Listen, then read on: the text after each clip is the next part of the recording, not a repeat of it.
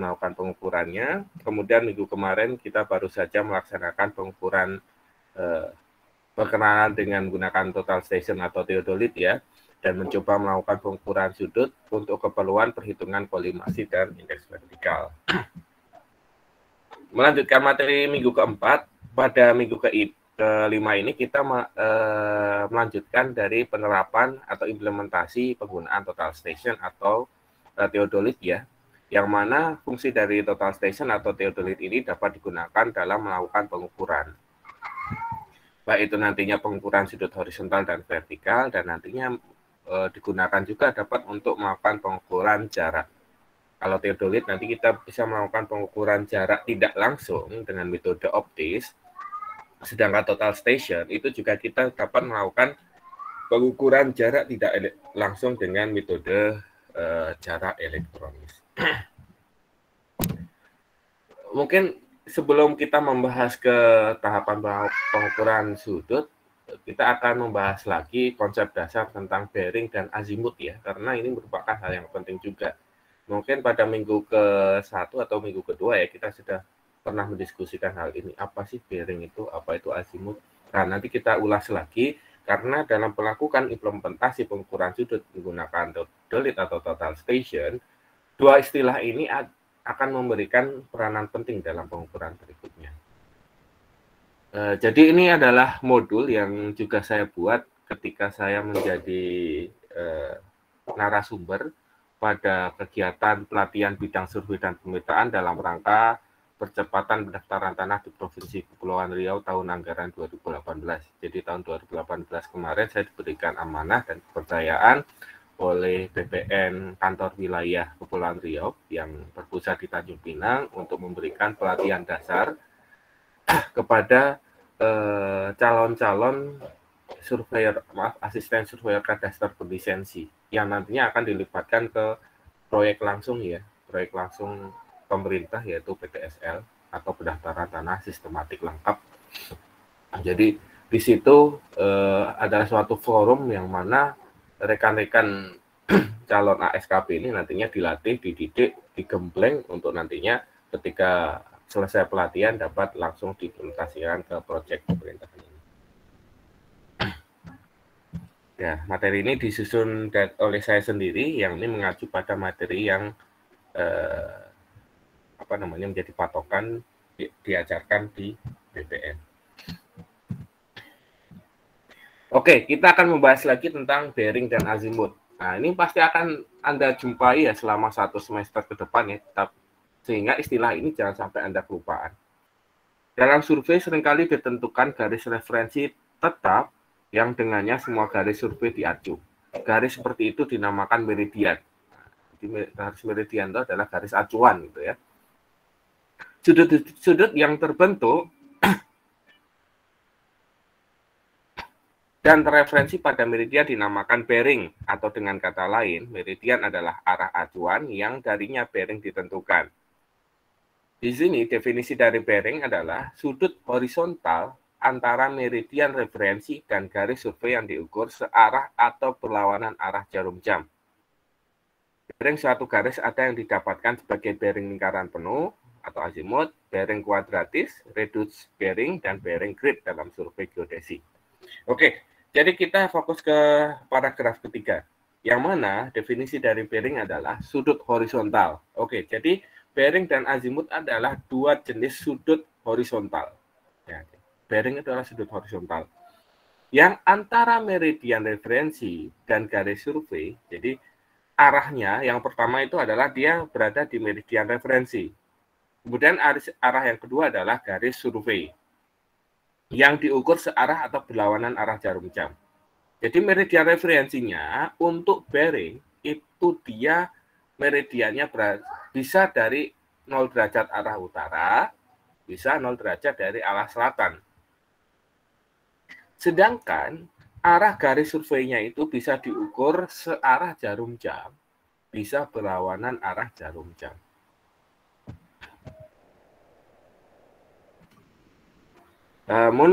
Menurut Wongso Citro tahun 1980 dinyatakan bahwa sudut jurusan adalah sudut yang berbentuk dimulai dari arah utara, berputar searah jarum jam dan diakhiri pada jurusan yang bersangkutan pada salib sumbu kartesian. Pengertian ini mirip dengan azimuth grid.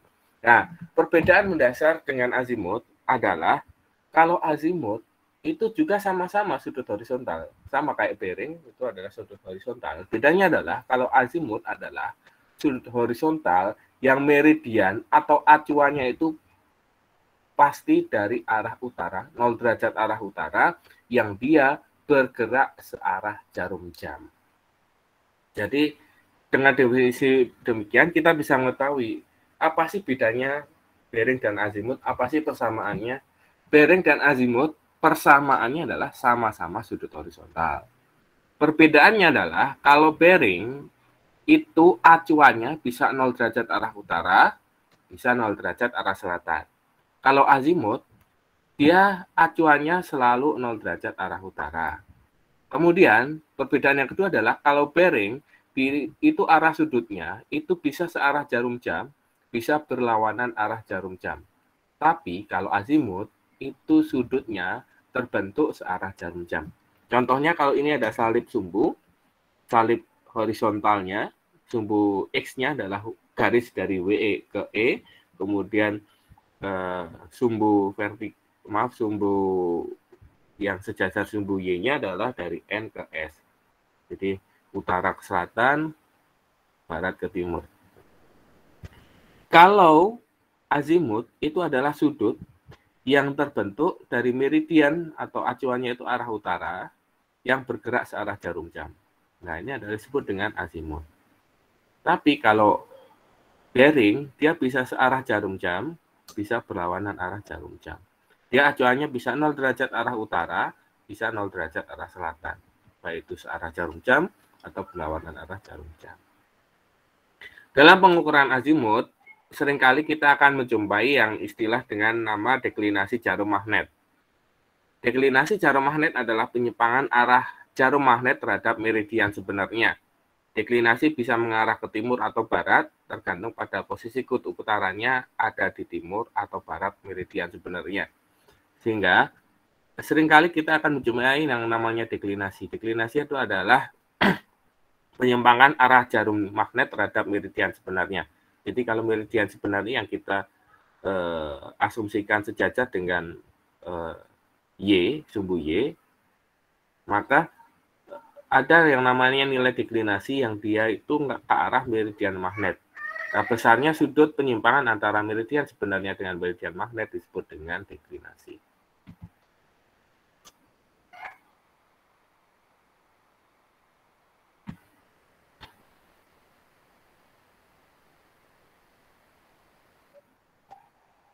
Nah, kembali lagi ke pengertian dasar bearing dan azimuth. Kita akan fokus ke pembahasan azimuth. Azimuth survey adalah origin untuk bearing tertentu, dan azimuth suatu garis adalah bearing sebenarnya dari garis itu. Azimuth atau garis datum 0 bagi bearing sering juga disebut north, yang macamnya antara lain, yang pertama bisa utara sebenarnya, yang didasarkan pada pengamatan astronomi. Atau arah utaranya itu adalah utara magnetis yang dari pengamatan kompas, yang umumnya berbeda beberapa derajat dengan utara sebenarnya. Kemudian ada utara grid yang didasarkan pada proyeksi peta tertentu dan sering berbeda beberapa menit dengan utara sebenarnya. Kemudian ada utara teradopsi diambil atas dasar persetujuan. Kemudian origin terasumsi merupakan arah yang sesuai dengan tujuan survei, disebut sebagai 0 dan digunakan sebagai datum semua garis. Jadi ketika kita melakukan pengukuran di lapangan, kita harus adaptif ya terhadap penentuan meridiannya atau acuan utara ya. Jadi ketika pekerjaan kita menggunakan apa? Utara sebenarnya, utara magnetis, atau utara grid. Umumnya ketika kita melakukan pengukuran terestrial menggunakan total station dan theodolit, kita menggunakan utara magnetis. Karena apa? Karena penunjuk arah utaranya kita menggunakan kompas. Kita punya alat ya, kompas geodetik, tapi ketika di lapangan kita lebih fleksibel. Kita dapat menggunakan kompas yang tersedia di smartphone Anda. Kalau saya sih menyarankan ketika rekan-rekan nanti melakukan pengukuran utara kompas ya, utara magnetis dari kompas di smartphone Anda, saya menyarankan menggunakan iPhone ya. Jadi bukannya saya iPhone holic ya, karena HP saya juga Android ya. Tapi saya pernah menggunakan iPhone juga, dan ketika saya membandingkan tingkat keakuratan antara aplikasi bawaan dari iPhone dengan aplikasi bawaan di Android, meskipun Androidnya tersebut sudah tersemat sensor kompasnya, tapi akurasinya bagusan yang dimiliki oleh iPhone ya. Jadi saran saya bagi anggota kelompok yang ada iPhone-nya, jadi nanti ketika melakukan pengukuran di lapangan, itu kita tentukan arah utaranya menggunakan kompas yang ada di iPhone. Pak, kalau misalnya kelompok saya tidak ada yang menggunakan iPhone, nggak masalah. Anda menggunakan arah utara dari Android kalian. Jadi ini merupakan alternatif. Tapi kalau misalnya ada dua pilihan tersebut, ya kita pilih yang dari iPhone. Kemudian di sini kita juga bisa menggunakan utara teradopsi ya, diambil dari persetujuan. Misalnya antara pemberi kerja dengan pekerjanya. Misalnya rekan-rekan sebagai pekerjanya dan saya misalnya sebagai pemberi kerja. Kita nggak menggunakan alat ukur utara ya, tapi kita punya patokannya ya. Misalnya ya, kalau di kampus kita arah utara itu adalah MACD. Oh ya, kita tentukan aja arah utaranya ke arah MACD gitu. Harus disetujui antara saya dengan rekan-rekan. Nah, baru nanti bisa dilakukan pengukuran selanjutnya.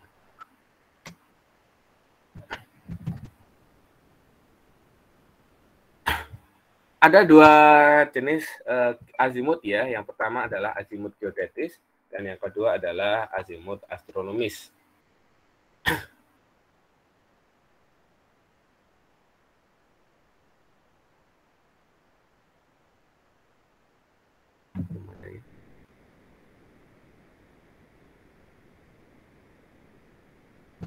Azimut geodetis dari titik P ke Q pada elipsoid didefinisikan sebagai sudut yang terbentuk dari dua bidang. Keduanya mengandung komponen normal elipsoid pada P. Salah satunya mengandung kutub utara elipsoid dan satu lainnya mengandung titik Q. Sudut diukur searah jarum jam. Azimut ini direferensikan pada utara elipsoid dan normal elipsoid pada P. Oleh sebab itu disebut azimut geodetis. Azimut geografis nantinya juga sering dimasukkan dalam istilah untuk azimut geodetis ini. Jadi azimut geodetis itu azimut yang pada bidang elipsoid ya. Arah utaranya itu dari kutub utara elipsoid yang bergerak searah jarum jam ke arah titik Q. Kemudian ada istilah yang kedua adalah istilah azimut astronomis. Sama halnya dengan azimut geodetis. Masuk toleransi enggak? Nah, enggak masuk ya. Saya save aja dulu.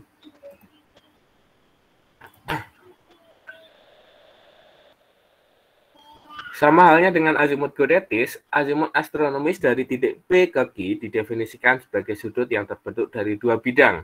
Keduanya mengandung komponen vertikal pada P, salah satunya mengandung kutub langit utara dan satu lainnya mengandung titik Q. Terdapat penyimpangan antara normal elipsoid terhadap normal geoid. Penyimpangan ini disebut dengan refleksi vertikal.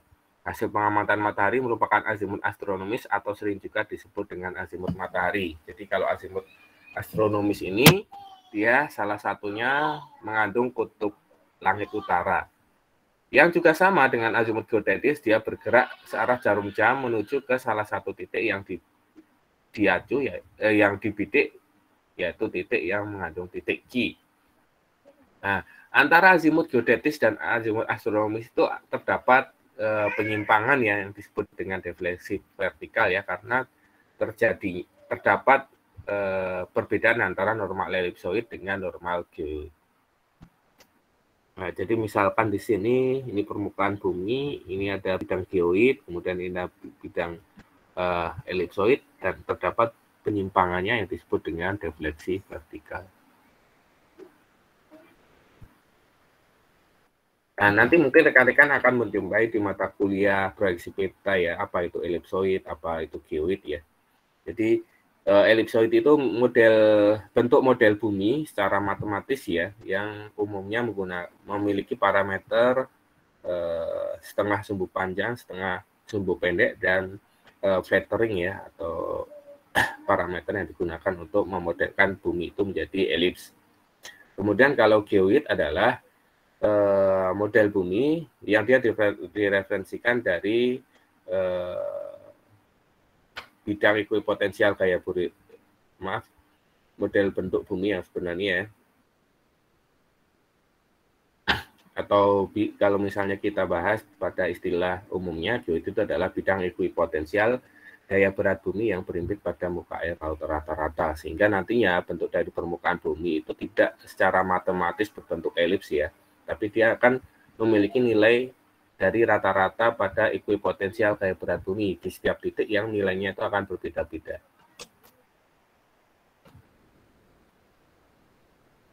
Oke, jadi tadi kita sudah membahas tentang bearing azimut, kemudian azimut geodetis dan azimut astronomis ya. Oke, sampai di sini ada yang ditanyakan terlebih dahulu.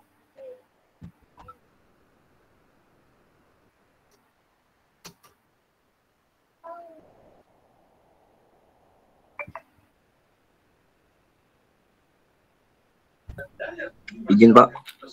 Oke, silakan. Siapa ini? Maulana Pak. Maulana siapa ya? Abdul Malik.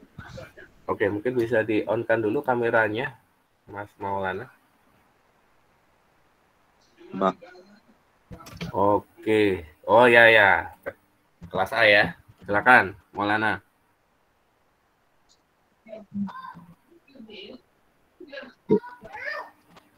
Maksudnya defleksi itu garis geoid sama garis elektrodnya itu nggak lurus ya, nggak searah gitu Pak. Maksudnya gitu, Pak. Defleksi itu apa? Defleksi itu perbedaan meridian yang digunakan. Jadi kalau misalnya kita Maulana pernah melihat peta ya, peta katakanlah yang umum pernah dilihat itu adalah atlas. Atlas itu kan merupakan salah satu media yang menggambarkan permukaan bumi dengan menggunakan beberapa proyeksi ya. Mungkin ada yang menggunakan proyeksi bidang datar ataupun proyeksi tabung atau proyeksi kerucut ya. Kalau Maulana melihat di situ, atlas itu kan ditampilkan dalam dua grid ya. Ada yang dia sumbu Y-nya itu berimpit atau sejajar dengan tepi garis, tepi muka peta.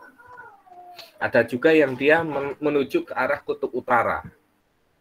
Disitulah kita bisa menyimpulkan bahwa pada atlas tersebut memiliki nilai defleksi. Defleksinya akan kelihatan antara garis yang sejajar dengan tepi muka peta, yang itu diasumsikan sebagai nol utara grid, dan juga garis yang arah utaranya ke arah kutub utara. Nah, kan pasti kalau ketika kita membuka peta dunia itu ya, kan ada arah garis lengkungnya, atau misalnya peta yang areanya luas seperti di Amerika atau misalnya atlas untuk kawasan Rusia, dia akan ada yang ke arah utara. Itu yang dinamakan defleksi. Tapi kalau ukurannya yang sesuai dengan kondisi yang sebenarnya, itu Maulana bisa melihat salah satu contoh yang dari peta yang dibuat oleh BIG. Petanya itu namanya adalah peta RBI, peta rupa bumi Indonesia. Peta RBI adalah peta dasar yang digunakan dalam pengambilan segala keputusan atau kebijakan terkait dalam melakukan perencanaan pembangunan. Nah, kan, kalau kita klasifikasikan peta kan ada dua, peta dasar dan peta tematik. Nah, pada peta dasar yang berupa RBI itu, kita bisa mengetahui berapa nilai defleksi yang sebenarnya. Misalnya, antara Batam, kemudian Jakarta, kemudian misalnya Pontianak, itu memiliki nilai defleksi yang berbeda-beda. Yang nilainya itu berbeda berapa menit dari arah utara grid. Jadi nanti ketika Anda membuat, misalnya ingin melakukan pemetaan untuk melakukan pengambilan keputusan dalam misalnya pekerjaan yang tata kota atau tata wilayah, kita menggunakan referensi RBI, kita harus tahu berapa nilai defleksinya. Karena nilai defleksinya itu akan memberikan informasi antara arah utara grid atau arah utara garis-garis petak-petak yang ada di peta dengan arah utara ke kutub utara bumi. Untuk apa nantinya? Untuk nantinya kita memperhitungkan aspek kelengkungan bumi.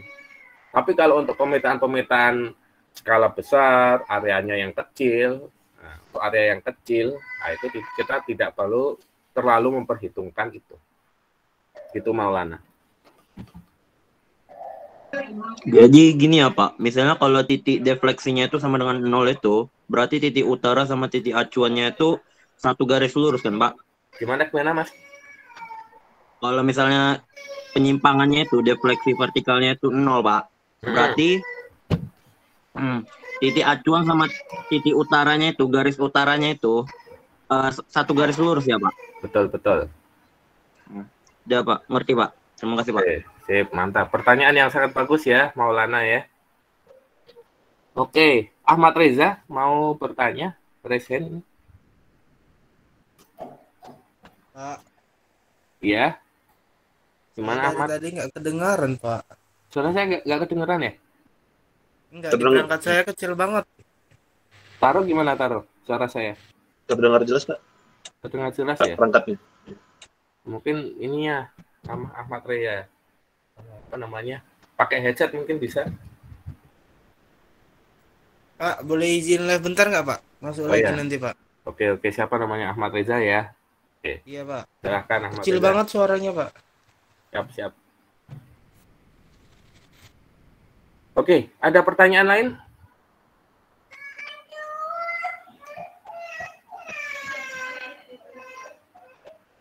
Atau mungkin saya membuat pertanyaan ya, yang mungkin kalau bisa menjawab itu sih akan mendapatkan poin 5 di nilai UTS. Pertanyaannya adalah,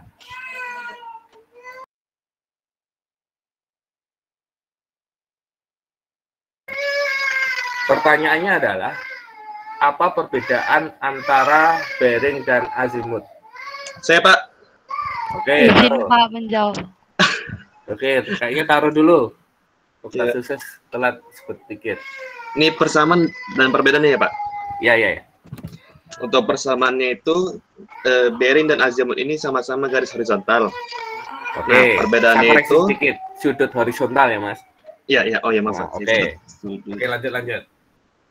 Untuk perbedaannya, untuk garis untuk sudut azimut itu harus dimulai dari 0 derajat utara, harus. Oke, betul. Dan harus arah jarum jam. Oke, betul. Sedangkan kalau bearing boleh dari utara ataupun selatan dan juga boleh searah ataupun lawan arah. Oke, jarum jam. Mantap kali taruh nih. Terima kasih Pak. Terima kasih taruh. Saya izin nyepam ya. Terima kasih banyak Pak.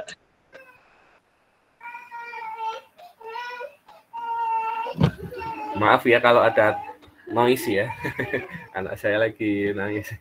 Nggak apa-apa Pak. Oke, terima kasih taruh. Oke, mungkin nanti akan saya tambahkan tanya jawabnya yang di akhir sesi ya mungkin ya. Oke, sekarang kita masuk ke materi selanjutnya. Tadi kita sudah membahas cukup panjang lebar ya tentang macam-macam sudut horizontal yang nantinya akan kita terapkan dalam pengukuran sudut. Nah, kita akan masuk ke materi tentang pengukuran sudut. Jadi, teodolit adalah instrumen yang digunakan untuk membaca arah pada suatu bidang horizontal dan kemiringan atau inklinasi pada suatu bidang vertikal. Umumnya, sudut tidaklah diukur secara langsung, tetapi dihitung dari pengukuran arah-arah. Cara praktis, sudut diturunkan dari selisih antara dua arah. Jadi, pada praktikum minggu kemarin, kita sudah mencoba melakukan pengukuran arah ya. Jadi, yang kemarin kita lakukan adalah pengukuran arah dengan bacaan teropong biasa dan luar biasa. Kenapa bacaan arah? Karena yang kita bidik adalah pada satu target. Misalnya, ujung dari Pollux Habibie gitu ya. Biasa dan luar biasa. Itu adalah bacaan arah. Sedangkan sudut itu apa? Sudut itu adalah selisih antara dua arah. Misalnya ya, Optasuses ya, melakukan pengukuran pembidikan yang titik pertama itu membidik pada arah polux ya. Kemudian yang titik Q-nya itu adalah ke arah titik yang berada di gedung Monas gitu ya. Maka dari situ kita bisa mendapatkan dua buah arah, yaitu arah ke titik Pollux dan arah ke titik Monas. Dari dua arah itu, misalnya ini ke arah Pollux ke titik P dan ini ke arah Monas. Nah, dari kedua arah tersebut kita bisa mendapatkan nilainya sudut. Jadi secara definisi sederhana, sudut itu adalah selisih antara dua buah arah.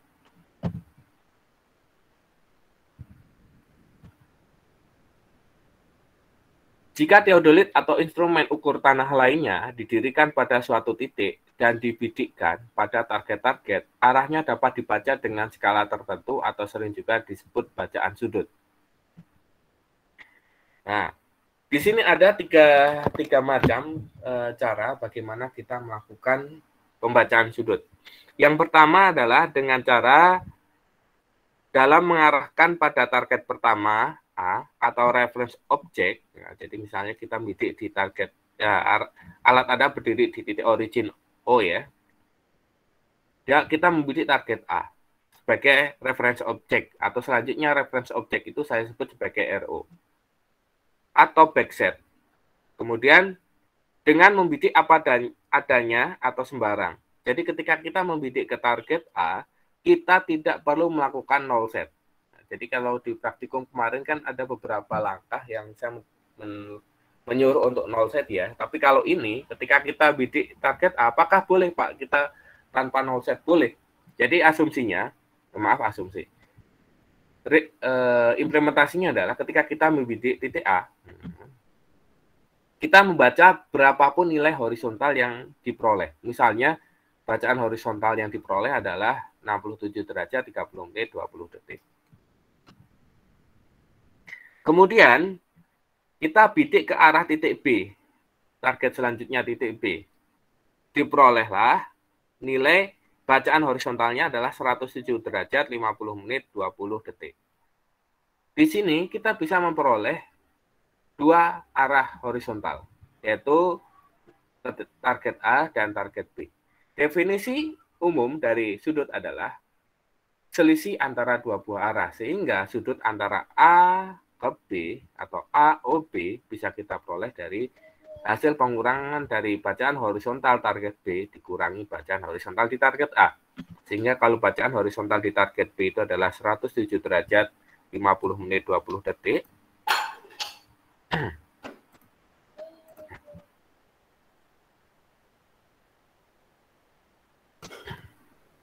Kemudian target A-nya itu adalah 67 derajat 30 menit 20 detik, maka sudut yang terbentuk adalah 40 derajat 20 menit 0 detik. Apa ini tadi? Tahrial ya. Bukan ya, tadi siapa Ahmad ya? Ya, teknik entry saja.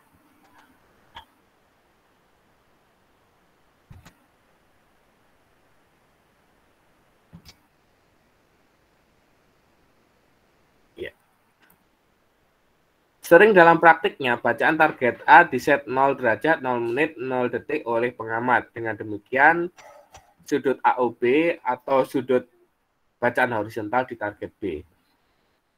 Jadi, cara yang pertama, itu kita langsung melakukan pengukuran di titik A dan titik B ya, tanpa melakukan null set.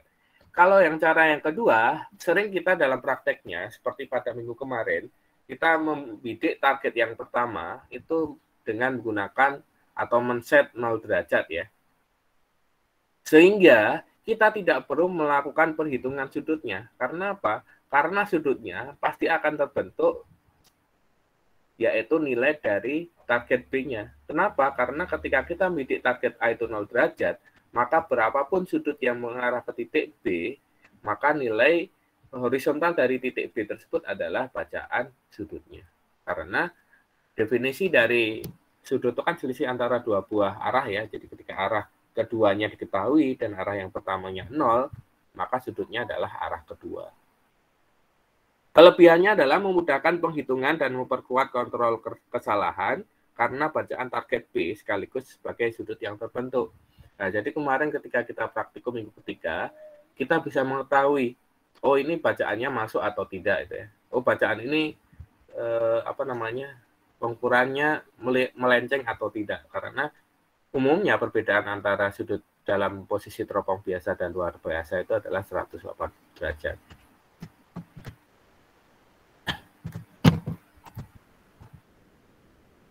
Kemudian cara yang ketiga adalah selain mengeset 0, jika diketahui azimut O ke A atau azimut 0 origin ke A dan hasil pengukuran sebelumnya atau dari penghitungan koordinat 0 origin dan A yang telah diketahui, arah OA diset sebagai azimut itu. Jadi, cara yang ketiga adalah kita langsung menerapkan perhitungan azimut pada setiap bacaan sudut. Jadi misalnya kita ketahui ya, azimut dari origin ke target A. Misalnya katakanlah kalau ini berkisar 50 derajat. Maka bacaan-bacaan sudut berikutnya bisa kita ketahui, dan bacaan sudut misalnya ke target B ketemunya 100, maka nilai 100 derajat itu adalah bacaan azimutnya. Sehingga dengan metode yang ketiga ini kita bisa mendapatkan benefit berupa bacaan sudutnya itu mewakili azimut. Jadi di antara ketiga metode ini mana yang paling mudah, itu kembali ke perspektif dan tujuan masing-masing. Jadi kalau misalnya kita buat dalam tabulasi seperti ini, ada 3 cara, yaitu cara sembarang, cara set 0, dan cara set azimut. Ada masing-masing memiliki keuntungan dan kerugian. Nah, kita akan coba bahas satu persatu. Kalau cara sembarang, kerja lapang cepat. Tidak perlu diketahui koordinat referensi dan tidak perlu setting bacaan. Nah, jadi keuntungannya di lapangannya cepat, akan tetapi kerugiannya apa? Kerugiannya adalah kontrol data lapangan lemah karena sudut yang terbentuk harus dihitung. Kalau set 0 adalah keuntungannya kontrol data lapangan kuat karena bacaan horizontal sekaligus sebagai sudut. Namun kerugiannya adalah kerja lapangan agak sedikit terlambat karena tambahan proses setting 0 ke reference object atau RO. Misalnya nih ya, Taro dan Maulana ya. Taro dan Maulana diberikan tugas untuk melakukan pengukuran sudut. Di sini yang jadi surveyornya atau yang bagian tukang bidiknya itu adalah Maulana. Kemudian yang tukang olah datanya itu adalah Taro. Nah, ini diskusi santai ya. Maulana, saya tanya ke Maulana dulu. Maulana, kalau Anda bertugas sebagai surveyornya yang bidik, Anda milih yang cara sembarang atau 0? Anda tugasnya hanya surveyor aja, bidik aja. Maulana.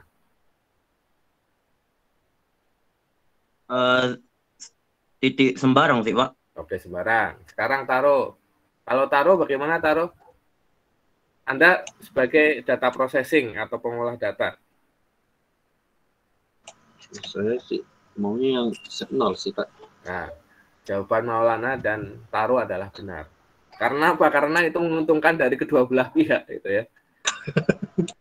Jadi Maulana pengen sembarang karena apa? Dia kan surveyornya, suka-suka dia gitu kan. Yang penting pengukurannya cepat gitu ya.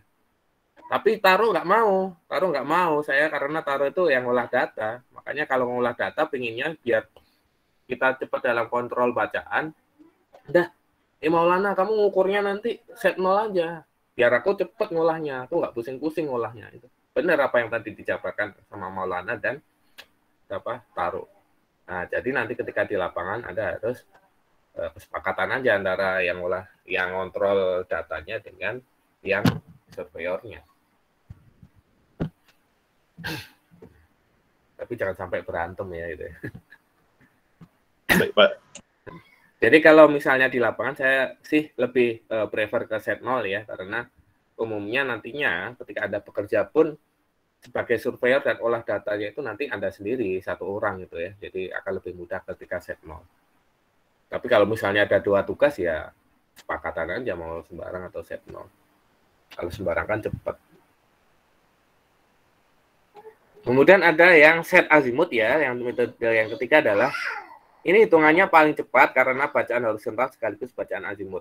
Jadi ada pekerjaan yang nantinya diharuskan Anda langsung melakukan pemetaan. Jadi nggak hanya menghasilkan angka-angka ukuran sudut, tapi nanti langsung digunakan dalam pemetaan.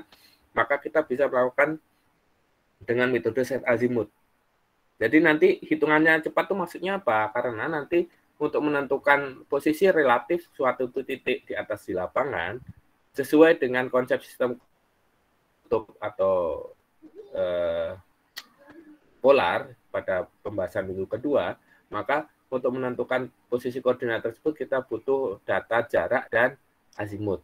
Nah, kalau azimutnya itu kita sudah dapat langsung pengukuran di lapangan dengan set azimut, maka kita langsung bisa melakukan pembidikan atau perhitungan objek di atas di lapangan dengan menggunakan koordinat kutub.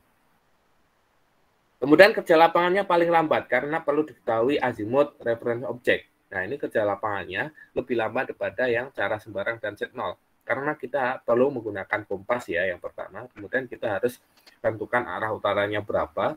Kemudian yang berikutnya kita harus mengukur berapa azimut reference object-nya. Berapa azimut dari arah utara ke titik A. Seperti itu. Jadi ketika metode ini tidak ada yang salah. 3 metode ini lazim dan boleh digunakan oleh rekan-rekan ketika melakukan pengukuran. Akan tetapi pemilihannya juga ditentukan berdasarkan tujuannya, juga didasarkan dari kepentingan dalam pengukurannya nantinya.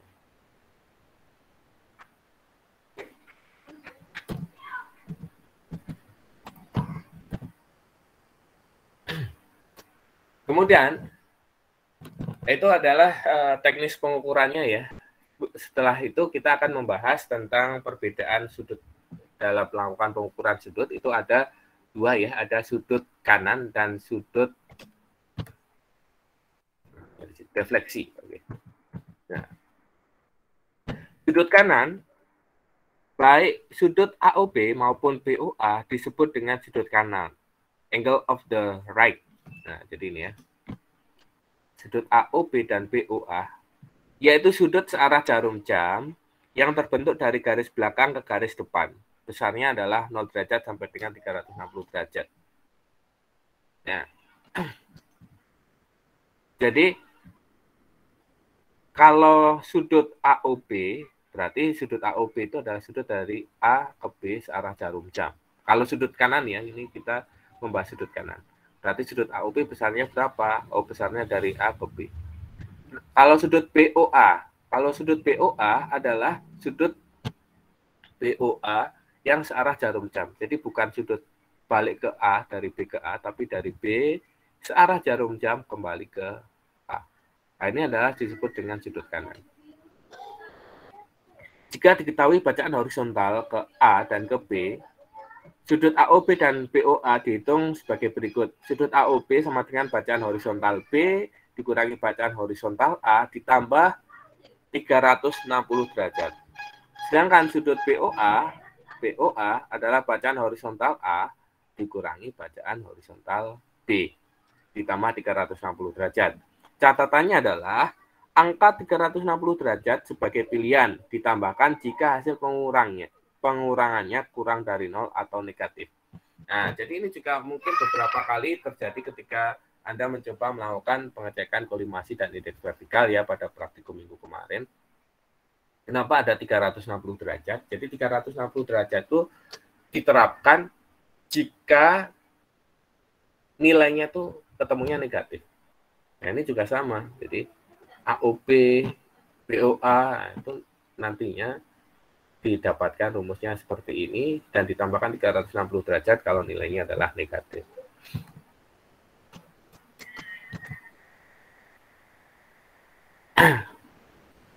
Sudut kanan akan lebih baik dipahami. Sudut yang dibentuk adalah selisih bacaan horizontal target dikurangi bacaan horizontal titik referensi. Nah, sudut sama dengan bacaan horizontal target kurangi bacaan horizontal reference object ditambah 360 derajat.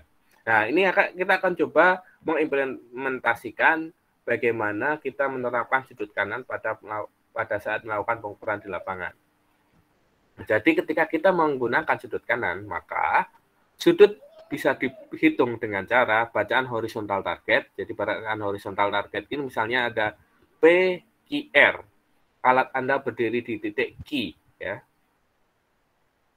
Kemudian berapa sudut kanan dari PQR? Sudut kanan dari PQR bisa kita peroleh dari bacaan horizontal target ke R dikurangi bacaan horizontal target ke reference object atau titik P. Hasilnya berapa? Itu adalah sudut kanannya. Atau kalau nilainya negatif, maka kita perlu menambahkan dengan 360 derajat.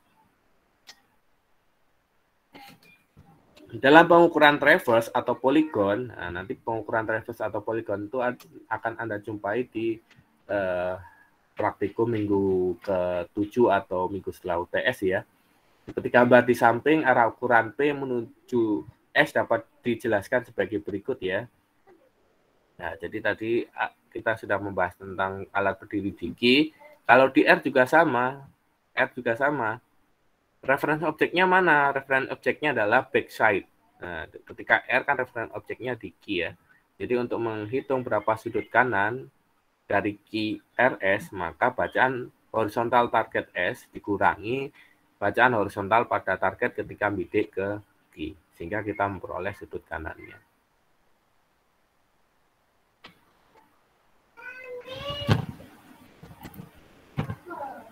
Kemudian ada juga sudut defleksi. Nah, ini perbedaan dasarnya harus Anda ketahui ya, perbedaan antara sudut defleksi dan sudut kanan.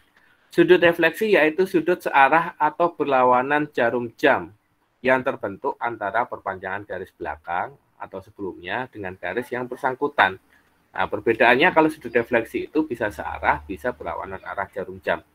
Sudut ini harus diidentifikasikan arah putarannya. Disebut kanan jika searah jarum jam dan disebut kiri jika berlawanan arah jarum jam. Jadi sudut defleksi itu bisa searah jarum jam, bisa berlawanan arah jarum jam. Jadi harus diidentifikasikan arah putarannya searah atau berlawanan. Kalau searah berarti dia sudut kanan. Kalau berlawanan arah berarti dia kita sebut sebagai arah putarannya ke kiri. Jadi sudut kanan itu pasti sudut defleksi ya, tapi sudut defleksi itu belum tentu sudut kanan. Sama seperti definisi bearing dan azimut ya.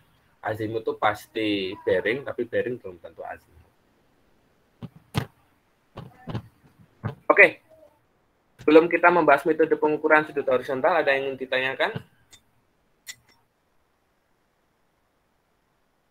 Pak, saya mau nanya, Pak. Oke, siapa nih? Yang ditaruh, Pak. Oke, silakan taruh. Yang dimaksud dengan pengukuran sembarangan itu maksudnya berarti pas kita hidupin alat ukur atau total station, terus langsung ukur gitu, Pak? Betul. Langsung aja gitu? Oh, oke. Ya. Terima kasih, Pak. Tapi kalau 0, kita bidik dulu, baru kita pencet 0 set. 0 set. Oke, terima kasih, Pak. Kemarin pakai metode apa? 0 set, Pak. 0 set dulu ya, yang teropong biasa ya. Ada lagi yang ditanyakan? Saya, Pak. Oke, siapa nih? Riko, Pak. Mungkin bisa di-on-kan dulu kameranya sambil mungkin saya agak... Riko Manupak. Oh, Riko ini kelas A juga ya kayaknya ya? B, Pak, B. Oh, kelas B ya? Iya, Pak. Ini kayak ini ya, kayak Adha ya. Mana Adha? Ada datang nggak? Kayaknya hadir, Pak. Hampir sama. Coba on-kan kameranya Adha.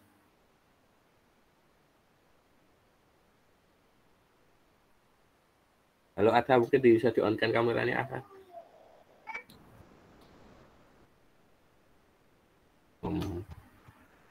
Nah, kurang lebih kan sama kan. Saya kira Adha ini ya, Riko Hanupa ya. Oke. Bercanda ya, Adha sama Riko ya. Oke, silakan Riko. Berarti, Pak, ini kan Pak baca yang di teknis pengukuran ini, Pak. Yang bacaan sudut itu yang kan ada cara sembarang, set 0 dan set azimut itu, Pak. Oke. Nah, jadi kok kalau kayak pembuatan jalan tol itu, Pak, itu kalau dengan metode sembarang itu bisa juga itu ya, Pak? Atau sama gitu, Pak, dengan yang lain? Oke. Jadi ketika kita melakukan pengukuran jalan tol dan ketika yang alat yang dipilih itu adalah total station, maka metode mana yang paling enak? Yang paling enak ya sembarang.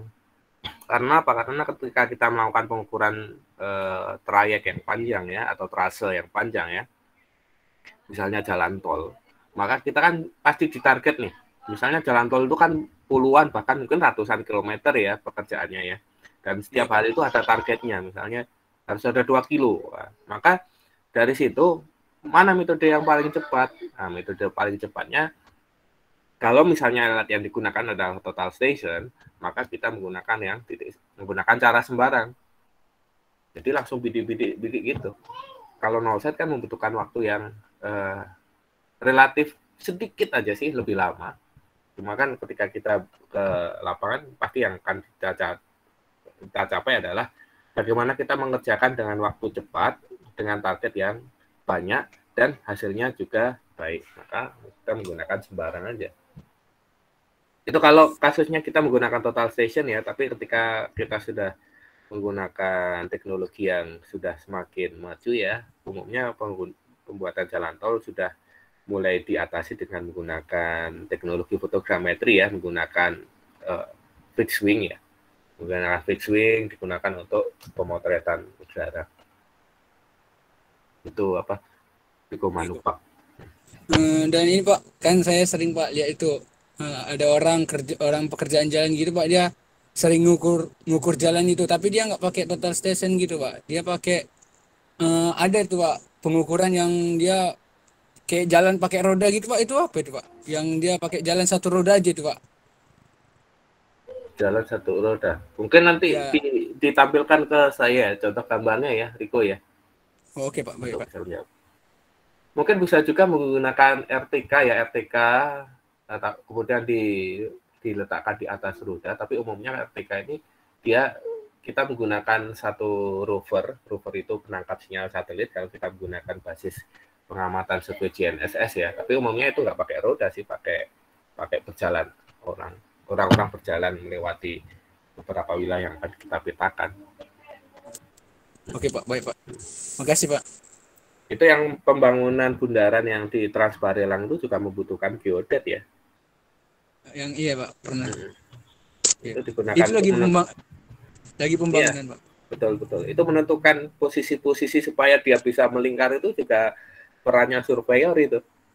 Di Baskem pun Pak, saya lihat kan Pak ada pakai teodolik pasti Pak. Saya lihat ada pembangunan bundaran gitu Pak. Nah, betul. Ya karena itu salah satu implementasi dari survei terestris ya. Jadi kan yang bikin desain itu kan orang arsitektur ya, desainnya untuk yang air mancur di tengah itu ya. Kemudian untuk menentukan berapa ukuran diameternya, ukuran nantinya lingkarannya, arahnya bagaimana, itu kan pekerjaan sipil ya. Kemudian dari orang sipil dia akan memberikan posisi-posisi koordinat yang rencananya akan dibuat di situ. Nah, disitulah peran surveyor datang. Mana koordinatnya? Mau saya petakan nggak? Nah, nanti kita melakukan yang namanya implementasi dari stakeout. Berarti itu kalau perlu pemetaan juga itu Pak? Iya, betul. Makanya Anda pasti sering kan ketemu orang yang menggunakan APD ya, gitu, dan peralatan survei. Nah, karena di situ pasti butuh orang survei. Dan hal yang saya cukup senang ini adalah sekarang itu surveyor itu sudah pakai alumni kita. Kalau yang kemarin kan untuk pembangunan Monas itu ya, Monas yang di Poltek itu kan masih menggunakan orang-orang dari Jakarta ya, atau dari Jawa ya, tapi sekarang sudah beberapa proyek di pelebaran jalan dan sebagainya, teman-teman kakak-kakak angkatan yang magang itu sudah mulai ikut terlibat di situ. Gitu ya, Pikomanu Pak ya. Oke Pak, thank you Pak. Nanti saya agendakan ketemu kelas B ya, kapan ya mungkin ya. Saya harus sekali atau 2 kali lah ketemu kelas B. Oke, terima kasih Riko. Ada lagi? Ya Pak, sama-sama Pak. Oke, belum ya? Oh ya, siapa ini? Ahmad. Anda ya? Oh, bukan ya? After Effect. Oh ya, Ahmad Reza. Silakan. Jadi gini Bang. Mm-hmm. Jadi kalau kita pembedikan di suatu titik itu Pak, misalnya A dengan B nih Pak. Nah kita bidik. Terus Udah dapat nih Pak hasilnya Pak ya. Yang A hasilnya segini, nanti diulang lagi Pak pembidikannya yang B. Itu berubah Pak. Itu gimana Pak hasil Ya, ini?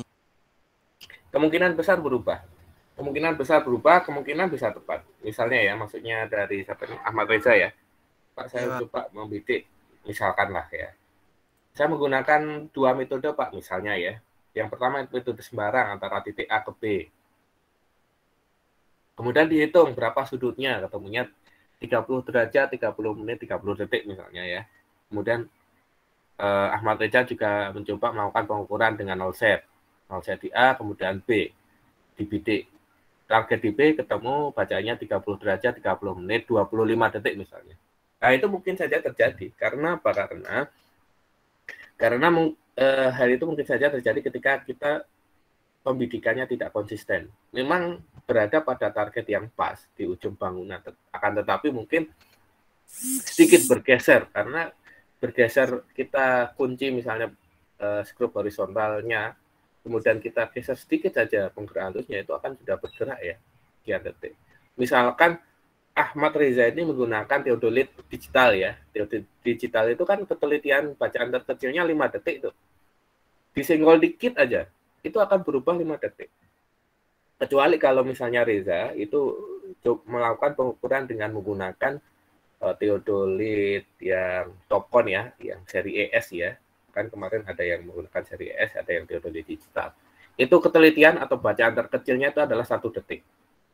Jadi kalau misalnya Anda targetnya pas sama persis dan Anda senggol sedikit saja, maka dia akan bergeser minimal 1 detik.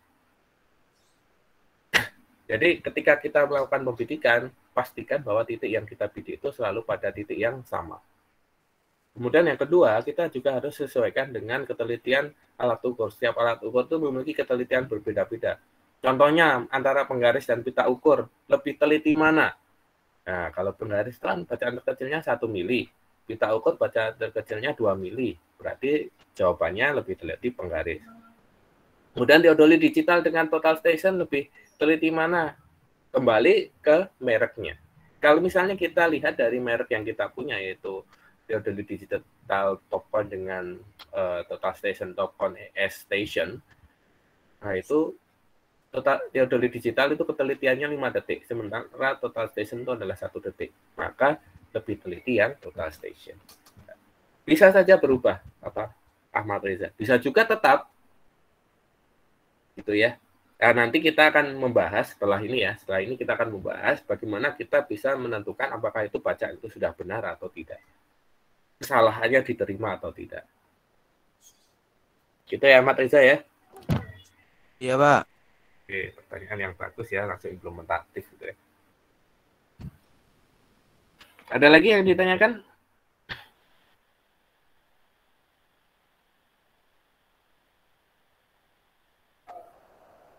Cukup ya, kita lanjut ke materi terakhir. Yang materi ini sekaligus juga untuk briefing praktikum besok ya. Oh ya, untuk praktikum besok, mohon maaf untuk yang kelas A nanti dengan Pak Widi ya. Kelas B juga dengan Pak Widi. Karena saya kebetulan juga berbenturan jadwalnya dengan jadwal sidang TA2. Sidang TA2 sehingga nanti kelas A dan kelas B itu diajar oleh Pak Rizky Widi Pratama. Siapa? Oke.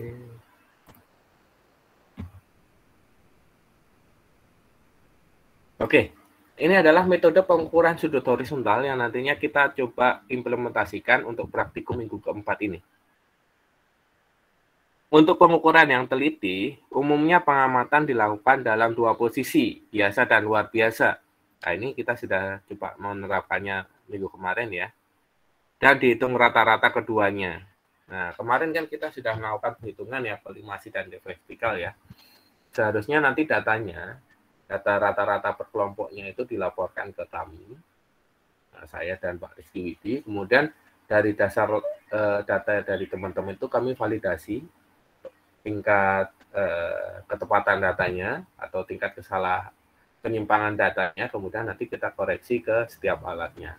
Tapi kan ini rekan-rekan saya kasih deadline-nya hari Sabtu ya. Jadi datanya ini akan digunakan untuk koreksi di tahun depan. Jadi sebelum digunakan tuh sebenarnya alat itu harus dicari kesalahannya yang pertama. Kemudian yang kedua adalah dikoreksi nilai kesalahannya itu, baru kita bisa melakukan pengukuran.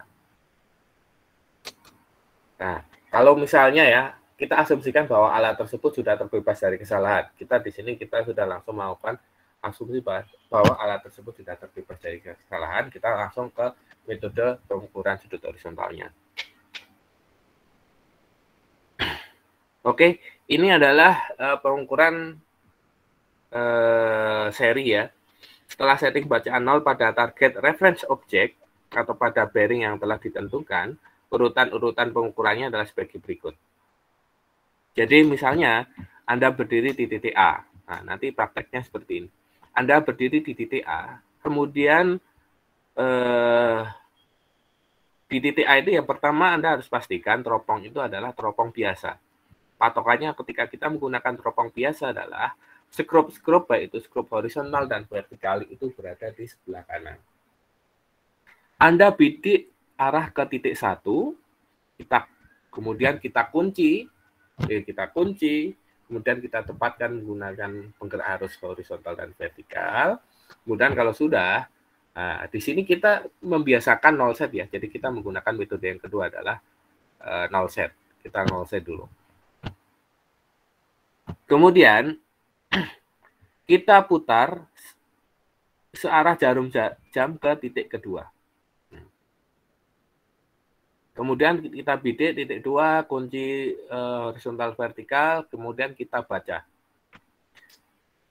Setelah selesai, kita balik teropong dalam posisi luar biasa, itu langsung bidik ke titik 2 dulu.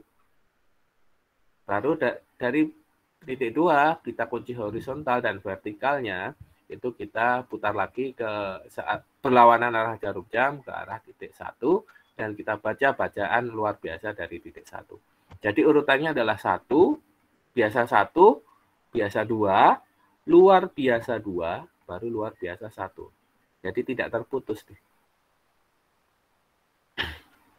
Pengamatan ini lengkap satu set atau umumnya disebut satu seri rangkap. Pada metode ini diperoleh 4 bacaan horizontal dan 2 sudut. Sudut yang digunakan untuk hitungan adalah rata-ratanya. Jadi jika diamati N seri rangkap diperoleh 4N bacaan horizontal dan 2N sudut baik pada posisi biasa dan ataupun bacaan luar biasa.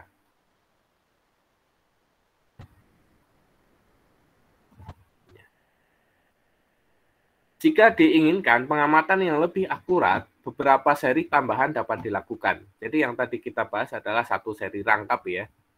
Nah, yang akan kita bahas adalah 2 seri rangkap. Seri kedua dapat dilakukan dengan mengubah bidikan referen objek menjadi 90 derajat. Kemudian jika 4 seri rangkap pengamatan, pengubahan bidikan referen objeknya menjadi 0 derajat, 45 derajat, 90 derajat, dan 135 derajat. Dengan kata lain, jika N set pengamatan dikehendaki, pengubahan bidikan referen objeknya berubah dengan interval 180 derajat per N. Jika mengubah bidikan referen objek, bacaan menit dan detiknya juga harus diubah. Nah, ini untuk bacaan serinya. Maksudnya bagaimana? Maksudnya adalah ketika kita melakukan pembacaan satu seri ya. Satu seri kan tadi biasa 1, luar biasa 2, biasa 1, biasa 2, luar biasa 2, luar biasa 1. Seri pertama, di mana ketika kita melakukan pengukuran seri pertama, bacaan biasa ke titik 1-nya itu adalah 0 derajat. Kemudian pertanyaannya adalah, bagaimana kalau kita melakukan pengukuran 2 seri? 2 serinya bagaimana? Dimulai dari berapa derajat? Kita ikut ketentuan 180 derajat per N. N adalah jumlah serinya.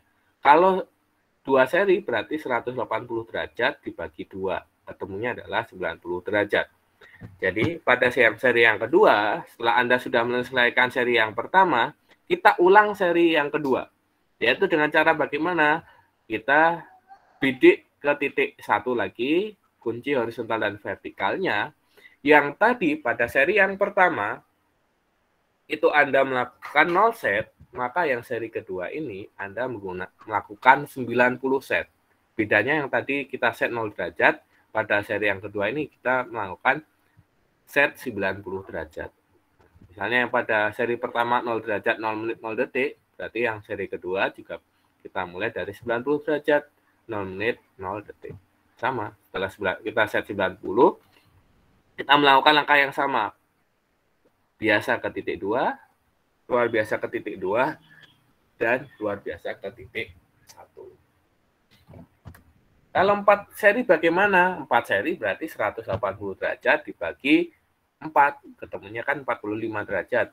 Jadi seri yang pertama kita bikin 0 set, 0 derajat ya. Kemudian seri kedua, karena dia ketemunya 45 derajat, seri kedua dimulai dari 45 derajat, atau 45 set. Kemudian seri ketiga, 45 tambah 45 sama dengan 90, berarti 90 set.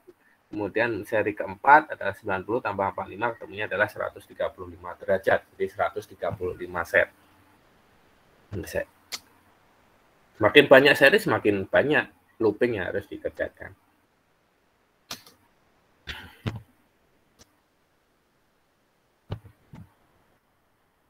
Pengukuran sudut dapat dilakukan dengan metode seri rangkap. Jika teodolit didirikan di titik 2 pada poligon, metode ini mempunyai urutan sebagai berikut. Setting teodolit di titik 2. Posisikan teodolit posisi biasa, yaitu lingkaran vertikal ada di sebelah kiri pengamatan, atau skrup-skrup horizontal dan vertikalnya berada di sebelah kanan. Bidik target referensi yaitu titik 1 dan set bacaan horizontal sebagai 0 derajat, 0 menit, 0 detik sebagai seri yang pertama. Putar teodolit searah jarum jam, kemudian bidik titik target 2, kemudian baca dan catat bacaan horizontalnya. Putar balik posisi teodolit menjadi posisi luar biasa, kemudian bidik kembali target titik 3. Nah, jadi 1331 ya, bukan 1313 tapi 1331. Bidik kembali target 3 ya, setelah posisi Anda sudah dibuat luar biasa, dan baca dan catat bacaan horizontalnya. Kemudian yang langkah terakhir, putar teodolit berlawanan jarum jam, bidik target ke 1, baca dan catat bacaan horizontalnya. Nah, ini adalah satu looping pada pengukuran satu seri rangkap. Dua, caranya bagaimana? Caranya, bacaan terakhir pada poin ke-6 ini, posisinya kan sudah di target nomor 1 ya, tapi kan teropongnya dalam posisi luar biasa. Maka kita biasakan dulu teropongnya, bidik lagi target 1, baru kita mulai dari 90 derajat. Kalau seri yang kedua ya. Tapi kalau satu seri rangkap ya, untuk sini sudah selesai.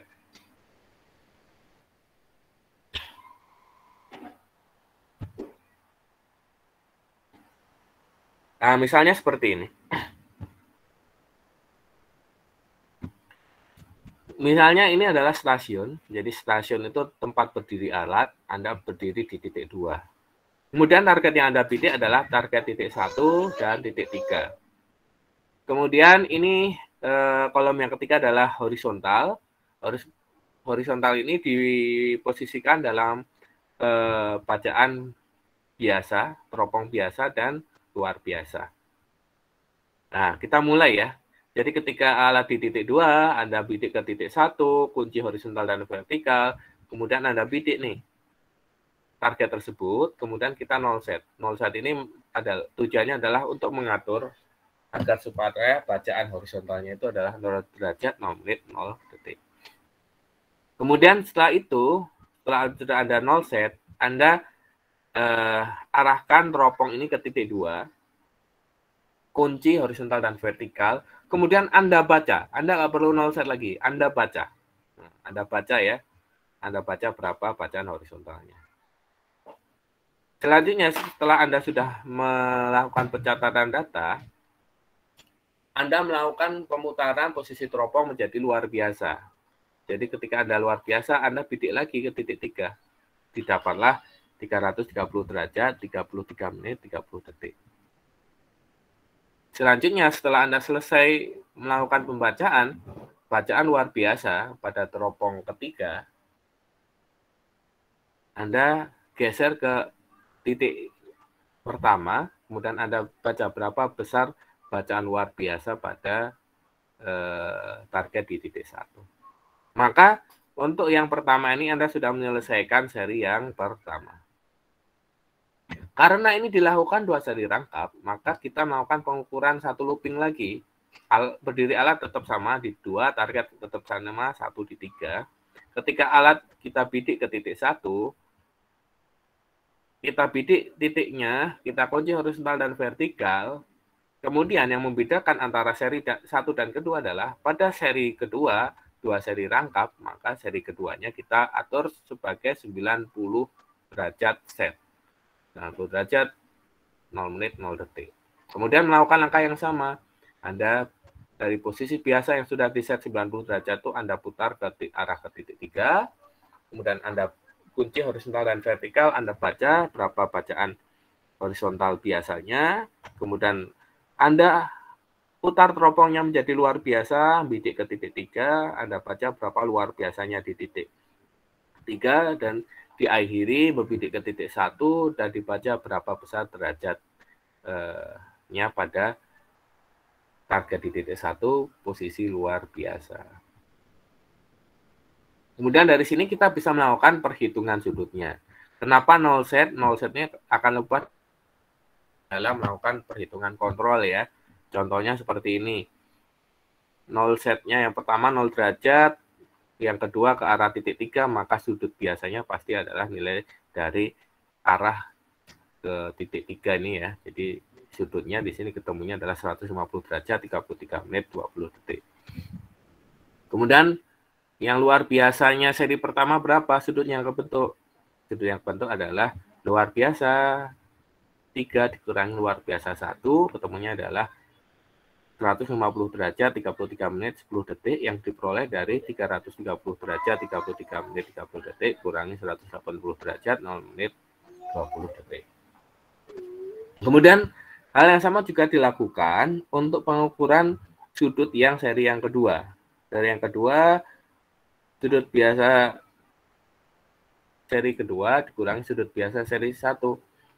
240 derajat 33 menit 10 detik dikurangi 90 derajat 0 menit 0 detik, ketemunya 180 derajat 33 menit 10 detik. Kemudian yang luar biasa juga sama, 60 derajat 33 menit 20 detik kurangi 269 derajat 59 menit 50 detik. Patut diingat bahwasanya untuk khusus yang ini, kita akan mendapatkan nilai yang hasilnya negatif ya, karena 60 kurangi 269 itu pasti nilainya negatif. Maka nilai negatif, karena dia nilainya negatif, maka harus ditambahkan 360. Sehingga hasilnya adalah seperti ini. Sudut titik 2 adalah rata-rata dari keempat sudut tersebut. Jadi kita sudah mendapatkan 4 buah sudut, yaitu biasa seri 1, luar biasa seri 1, biasa seri 2, dan luar biasa seri 2. Dari keempat sudut ini kemudian kita rata-ratakan, kita jumlahkan dulu, kemudian dibagi 4, ketemulah hasil rata-rata sudutnya adalah 150 derajat 33 menit 17,5 detik.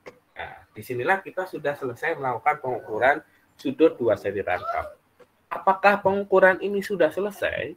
Nah, pengukuran ini belum selesai. Karena apa? Karena seperti yang tadi disampaikan oleh siapa ya tadi? Tiko Manumpak ya kalau nggak salah ya. Apakah berbeda itu boleh? Boleh, berbeda itu boleh. Tapi sekali lagi ada toleransinya. Kayak kemarin ya, ngukur jarak ya. Kalau nggak masuk toleransi berarti bagaimana? Harus ngukur ulang gitu ya. Nah, ini juga sama. Nah, bagaimana melakukan pengukuran ulangnya? Langkah pertama kita harus melakukan analisis data ukuran sudut. Analisa data ukuran poligon dilakukan pada saat pengukuran dilaksanakan. Di antaranya adalah analisis data ukuran sudut dengan maksud untuk menghindari kesalahan kasar yang dapat dilakukan dengan cara yang pertama, membandingkan bacaan arah biasa dan luar biasa. Kesalahan ini diakibatkan kesalahan kolimasi. Ya, jadi kemarin itu kan kita sudah mencoba melakukan pengukuran kesalahan kolimasi ya. Jadi bisa saja ketika kita sudah membidik target yang sama, itu menghasilkan hasil yang berbeda. Karena ini juga diakibatkan salah satu penyebabnya adalah karena kolimasi, kesalahan kolimasi. Dalam hal ini, jika tanpa kesalahan, besarnya arah luar biasa yaitu A luar biasa sama dengan A biasa ditambah atau dikurangi 180 derajat. Tapi karena ada kesalahan pengukuran, baik itu bisa diakibatkan dari kesalahan kolimasi, kesalahan bidik, atau kesalahan yang lainnya, maka besarnya arah luar biasa hanya akan mendekati arah biasa ditambah 180 derajat.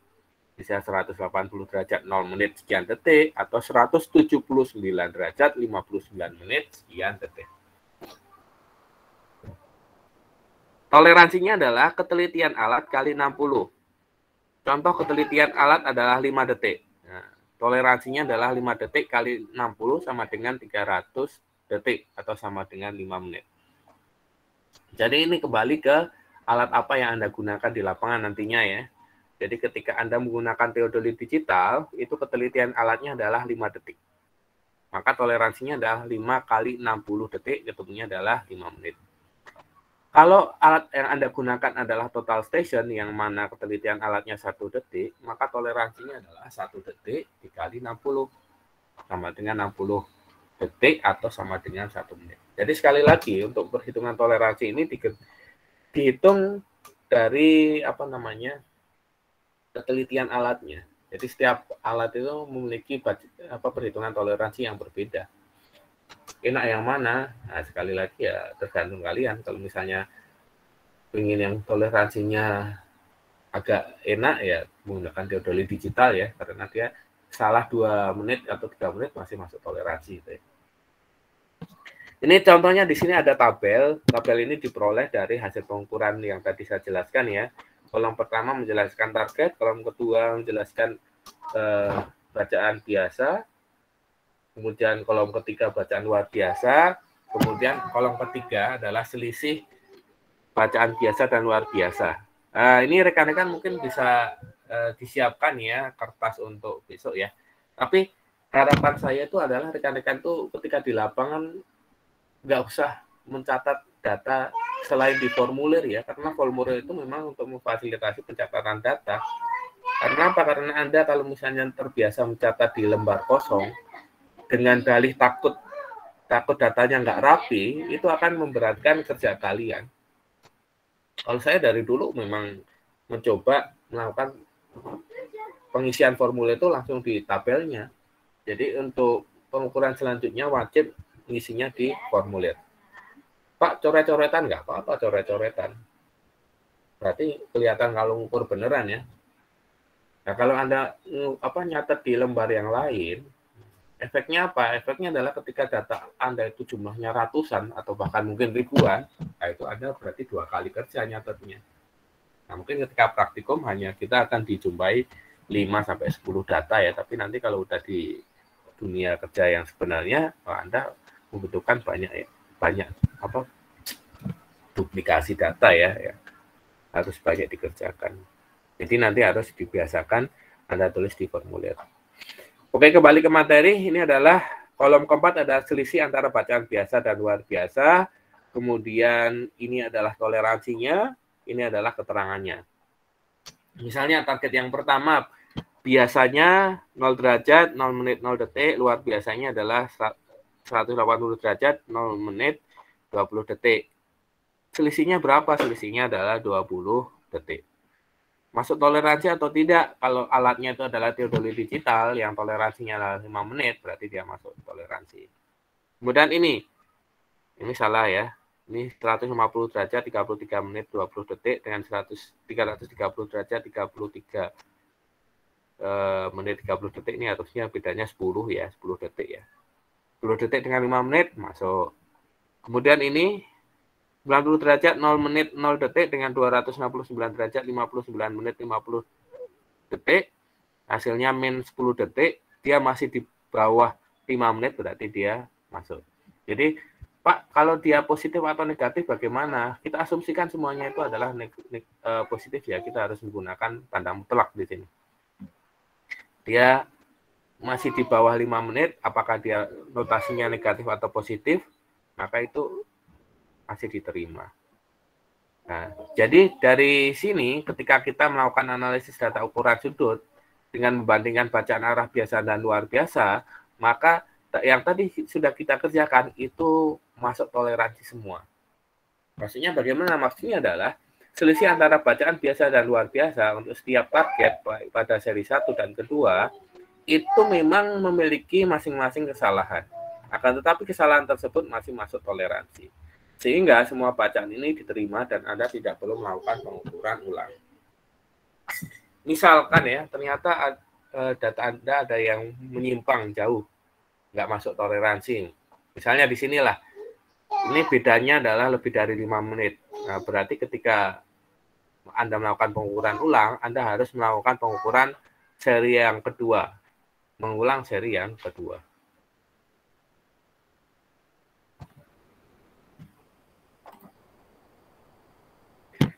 Kemudian analisis data ukuran sudut yang kedua adalah membandingkan sudut biasa dan luar biasa. Oke, yang jadi catatan adalah yang pertama, kita membandingkan bacaan arah biasa dan luar biasa. Yang berikutnya adalah membandingkan sudut biasa dan luar biasa. Harus diingat ya, perbedaan arah dan sudut ya. Kalau yang kedua ini kita akan membahas yang sudut ya. Jika bacaan terkecil teodolitnya 10 detik, ketelitian alat dihitung sebagai separuh dari bacaan terkecil yang berarti 5 detik. Toleransi dapat dihitung sebesar 3 kali ketelitian alat. Nah, dalam contoh ini adalah harus kurang dari 15 detik. Nah, kita asumsikan misalnya kita menggunakan alat total station ya, yang mana bacaan terkecilnya adalah 1 detik. Maka kalau setengah dari bacaan terkecil kan setengah detik ya, berarti toleransinya adalah 1,5 detik. Kalau teodolit bagaimana? Teodolit bacaan terkecilnya 5 detik ya. Jadi 5 detik kalau ketelitian alatnya berarti setengah dari 5 detik, 2,5 detik dikali 3 sama dengan 7,5 detik kalau teodolit yang digital. Pada contoh sebelumnya, selisih sudut biasa kurang luar biasa adalah hanya 5 detik. Sedangkan toleransinya adalah kurang dari 15 detik ya untuk kasus ini ya. Maka hasil ukuran diterima. Selisih sudut biasa dan luar biasa melebihi batas toleransi pengukuran ditolak dan dilakukan pengukuran ulang. Nah, jadi kalau misalnya tidak masuk toleransi, maka harus dilakukan pengukuran ulang. Nah, di sini kita lihat kolom pertama adalah informasi terkait stasiun berdiri alat. Kemudian kolom yang kedua adalah sudut biasa, hasil pengukuran seri pertama, yang ada pada baris pertama ini, dan seri kedua pada baris kedua ini. Kemudian sudut luar biasa di sini adalah sudut luar biasa pada seri pertama, dan sudut luar biasa pada seri yang kedua. Kemudian rata-ratanya itu yang baris pertama adalah rata-rata antara sudut biasa dan sudut luar biasa pada seri pertama, dan yang pada baris kedua adalah rata-rata antara sudut biasa dan sudut luar biasa pada seri yang kedua. Kemudian kita hitung nih, berapa selisih antara rata-rata seri pertama dan seri kedua. Di sini ternyata selisihnya adalah 5 detik. Kalau selisihnya 5 detik, toleransinya 15 detik, berarti dia masih masuk toleransi. Misalnya kita menggunakan alat total station ya, yang tadi kita bahas itu ketelitiannya 7,5 detik, maka kalau kesalahannya 5 detik, dia masih masuk toleransi juga. Tapi kalau misalnya kita menggunakan total station ya, yang ketelitiannya 1 detik, atau separuh dari bacaan terkecilnya itu adalah setengah detik, maka toleransinya adalah 1,5 detik. Kalau kesalahannya 5 detik, berarti dia nggak masuk harus dilakukan pengukuran ulang. Nah, jadi itu ya, jadi metode untuk melakukan pengukuran sudut seri rangkap, atau nanti ketika Anda melakukan pengukuran di lapangan, gunakan 2 seri rangkap. Selanjutnya Anda melakukan analisis data ukuran sudut dengan cara membandingkan bacaan arah biasa dan luar biasa dan membandingkan antara sudut biasa dan luar biasanya.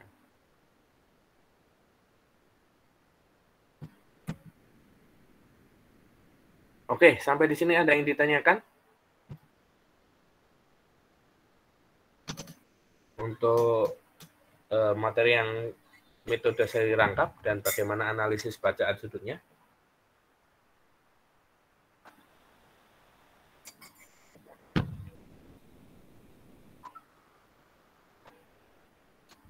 Sudah mulai rumit ya, tapi nanti ketika Anda melakukan implementasi pengukuran di lapangan, nanti akan lebih mudah ya, karena sejatinya pembelajaran implementatif kayak gini kan lebih mudah ketika di lapangan ya. Kalau secara teoritis mungkin agak sedikit bingung, itu wajar ya, tapi ketika di lapangan nanti akan lebih mudah untuk diatasi. Oke, ada yang ditanyakan? Riko mau tanya? Tidak ya? Enggak, Pak, enggak. Oh ya, silakan Ahmad Reza. Itu bisa di-on-kan kamera dulu Ahmad, biar saya agak sedikit kenal ya. nggak pakai baju, Pak. Waduh. Ya udah, disensor aja dulu. Oke, Sensor aja silakan. dulu. Sharing-sharing santai ya, Pak ya. Oke, aman tuh. Aman kan, Pak? Aman. Itu, Pak, itu bukannya berubah ya nanti, Pak ya? Kan ada tuh, apa namanya tuh, yang kalau kita bidik kan ada yang alat tuh apa namanya, lupa sih, Pak. Reflektor, target. Yang untuk targetnya itu, Pak. Itu kalau misalnya bidikannya tuh naik itu bakalan berubah juga kan, Pak? Turun naik. Turun naik itu. Turun naik selama dia target horizontalnya tetap nggak masalah. Kalau kita yang kita ingin ukur itu bacaan horizontalnya aja nggak masalah, dia berada di atas atau di bawah. Oh, itu nggak apa-apa ya, Pak ya? Nggak apa-apa. Nah, nanti ketika Anda melakukan pengukuran di lapangan, besok ya, Kamis ya kalau kelas B ya, itu nanti kita menggunakan 3 tripod ya, atau 3 statif, 1 statif untuk berdiri alat, dan 2 statif untuk 2 target. Jadi targetnya itu akan selalu konsisten ya, konstan ya, tetap berada di situ ya. Tapi ketika Anda melakukan pengukuran seri, jangan sekali-kali Anda melakukan centering ulang. Jadi meskipun pada titik yang sama, misalnya ya seri pertama Anda centering ya, kemudian Anda selesaikan seri pertama, kemudian Anda centering ulang, Anda melakukan pengukuran yang kedua, itu pasti nggak masuk itu. Karena kesalahannya apa? Kesalahannya tidak hanya dari kesalahan kolimasi dan pembidikan surveyornya ketika saat melakukan pengukuran sudut, tapi juga bisa diakibatkan karena kesalahan dalam centeringnya juga. Jadi 2 seri itu ya Anda harus selesaikan dalam 1 kali berdiri alat. Itu ya, Mak Reza ya. Iya, Pak ya, Pak. Ada lagi? Cukup, Ahmad? Atau ada yang ingin ditanyakan lagi? Dari grup kelas, Pak. Oh ya, bagaimana? Katanya sih mereka belum terlalu paham, Pak. Masalah selisih-selisih itu, Pak. Masalah yang selisih-selisih. Ah. Oke. Kita kuliahnya sampai jam berapa ya? Sampai jam 10.20 ya? Iya, Pak. Oh ya. Saya minta tolong nih, ketua kelas masing-masing itu ngabsen ke mahasiswa yang nggak masuk ya. Fauzan sama siapa ya? Gloria ya? Gloria masuk nggak? Gloria? Masuk, Pak. Nah, minta tolong absen yang nggak masuk saja ya, Mbak. Iya, siap, Pak. Fauzan juga, Fauzan masuk nggak? Ada, Pak, ada. Oke. Minta tolong absenin yang nggak masuk ya, nanti di WA Japri ke saya, karena ini kayaknya tinggal 10 menit lagi ya, jadi saya nggak cukup untuk absen. Saya akan kita manfaatkan waktunya untuk diskusi, maksimalkan ke diskusi. Oke, yang dari grup kelas B, yang ini ya, analisis data ukuran sudut ya. Kalau ini sudah paham nggak?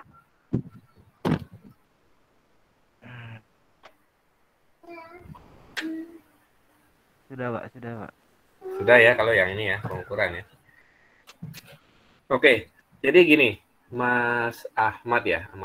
Kita kan sudah dapat nih data ukuran arah dan sudut. Arah dulu ya. Arah dari pengukuran 2 seri rangkap ya. Yaitu biasa seri 1, luar biasa seri, biasa seri 1, biasa seri mana ya namanya? Biasa seri 1 untuk target di titik 1, biasa seri 1 untuk target di titik 3, luar biasa target di titik 3, luar biasa target di titik 1. Kemudian, kita juga mendapatkan biasa seri 2 di titik 1, biasa seri 2 di titik 3, luar biasa seri 2 di titik 3, dan luar biasa 1. Kita dapat berapa arah? Terdapat dari 4 kali N arah. 4 kali N itu adalah jumlah seri. Serinya 2, berarti terdapat 8 arah. 1, 2, 3, 4, 5, 6, 7, 8.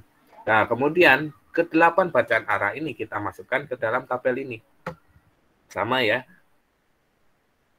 Yang ini seri 1, yang ini adalah biasa, yang ini luar biasa. Kita hanya menulis ulang dari hasil pengukuran yang tadi. Dari sini kita bisa mendapatkan perpotongan antara kolom bacaan biasa dan luar biasa dengan baris dari target 1, 3, 1, 3. Ini seri yang pertama, ini seri yang kedua. Selanjutnya kita bisa menghitung selisihnya. Dari sini kita hitung aja selisihnya berapa.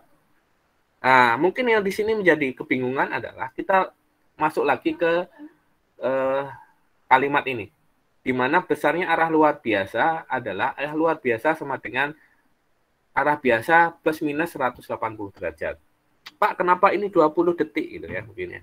Kan ini 0 sama 180 misalnya. Ya, bagus, pertanyaan yang bagus ya, karena ini mungkin perlu dijelaskan lagi. Karena seharusnya kalau tanpa kesalahan, antara biasa luar biasa itu kan bedanya 180 derajat. Ya, Anda tambahkan saja salah satu sudutnya di sini adalah 180. Karena seharusnya kan sudut biasa, sudut luar biasa sama dengan sudut biasa tambah 180 derajat. Sehingga di sini 180 derajat, ya, atau 0 derajat, 0 menit, 0 detik, kita tambah 180 derajat, ketemunya kan 180 derajat, 0 menit, 0 detik. Luar biasanya berapa? 180 derajat, 0 menit, 20 detik. Nah, kita hitung selisihnya. Kurangkan antara biasa dan luar biasa. Selisihnya berapa? Atau kita kurangkanlah luar biasa kurang biasa. Bisa bolak-balik bebas. Ketemunya 20 detik. 20 detik ini maksudnya apa? Maksudnya itu adalah selisih. Perbedaan ukuran sudut antara biasa dan luar biasa. Begitu juga untuk titik-titik yang lain, titik ketiga. Ini kan 150 dengan 330. Nah, yang bacaan biasa ini kita tambahkan dulu sebesar 180. Ketemunya kan 330 derajat, 33 menit, 20 detik. Luar biasanya 330 derajat, 33 menit, 30 detik. Nah, kita hitung selisihnya berapa? 30 detik. Nah, ini salah ya. Harusnya ini adalah 10 detik. Kemudian ini juga sama. 90 derajat, ini kita tambahkan 180 derajat, ketemunya kan 270 derajat ya. Ditambah 270 derajat, 0 menit, 0 detik. Dibandingkan dengan luar biasanya adalah 269 derajat, 59 menit, 50 detik. Perbedaannya berapa? Selisihnya adalah min 10 detik. Kemudian ini juga sama. Nah, ini tambahkan 180 derajat. Nah, kalau yang ini kita tambahkan 360 derajat.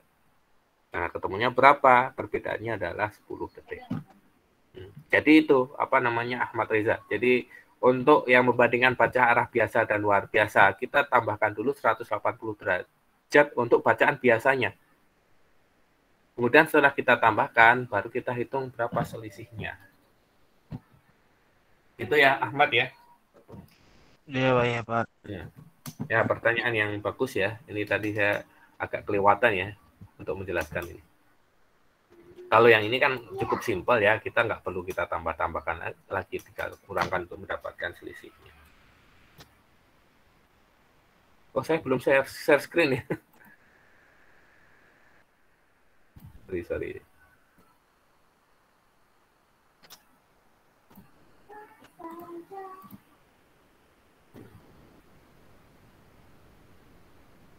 Jadi ini ya, apa namanya tadi Ahmad. Jadi yang biasanya ini itu ditambahkan 180 derajat. Kalau untuk mempermudah perhitungan ya udah rekan-rekan tambahkan dulu aja semuanya yang bacaan biasa ini 180 derajat. Supaya kita bisa menghitung selisihnya nih. Gitu. Jadi biasanya tambah 180 derajat. Oke. Ada lagi Ahmad?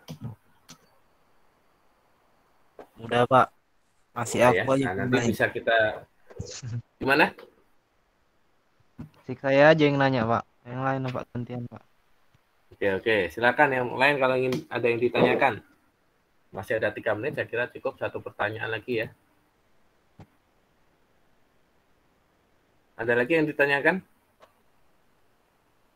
Atau mungkin nanti ketika praktikum bisa ditanyakan langsung ya. Kalau nggak ada ditanyakan, saya coba memberikan ini ya, bonus 5 poin lagi ya. Bagi siapa yang jawab ya. Pertanyaannya adalah, kalau kita diberikan suatu pekerjaan yang membutuhkan pengukuran 3 seri rangkap. Nah, 3 seri rangkap. Berarti seri-seri berikutnya itu bacaannya dimulai dari berapa derajat? Saya, Pak. Oke, selain taruhlah. Oke, Pak. Saya Pak. Yang cewek dulu lah, Oktasus dulu lah.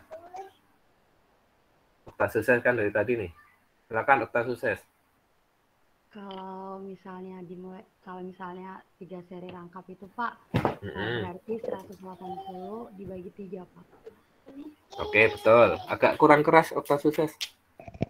Oke Pak, berarti dimulai dari 60 derajat jawabannya Pak. Oke, arahnya sudah tepat tapi masih belum tepat.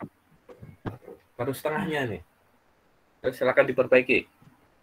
Yang pertama berapa? Seri pertama dimulai dari berapa derajat? Seri pertama dari 180 derajat. Belum tepat. Enggak, maaf Pak. Seri pertama itu dari 0 derajat. Seri kedua itu 180 derajat dibagi 2 jadi 90 derajat. Enggak, kan 3 seri saya minta. Oh.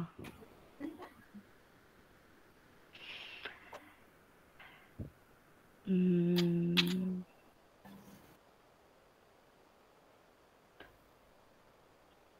...240 derajat. Belum tepat.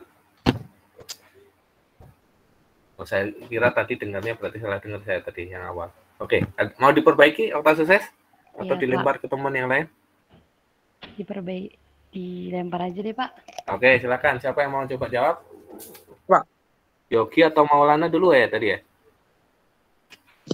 Iya, Pak. Tanya Maulana kayaknya tadi. Tapi Maulana tadi udah ngomong ya. Maulana dulu ya, Yogi ya, sorry ya. Iya, Pak. Oke, silakan Maulana. Ini sampai 360 derajat boleh kan, Pak? Enggak, 3 seri rangkap. Dimulainya berapa, seri yang kedua berapa, seri yang ketiga berapa gitu aja. Kalau gitu berarti